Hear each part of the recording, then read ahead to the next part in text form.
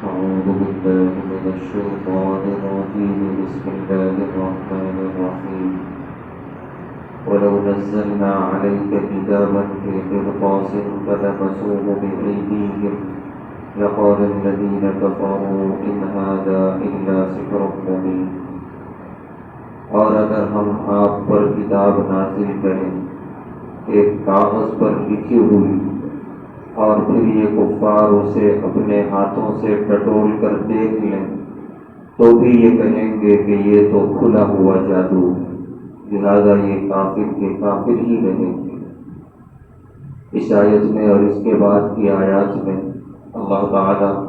کفار مکہ کے مختلف اعتراضات کا جواب دے رہے ہیں اور پیارے نبی صلی اللہ علیہ وسلم کو تسلی دے رہے ہیں۔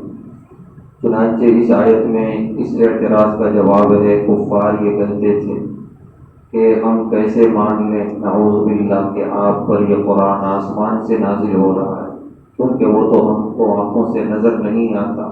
ہو سکتا ہے کہ نعوذ باللہ آپ اپنی طرف سے بنا کے یہ کلام پیش کر رہے ہیں۔ تو اللہ نے فرمایا کہ اگر ہم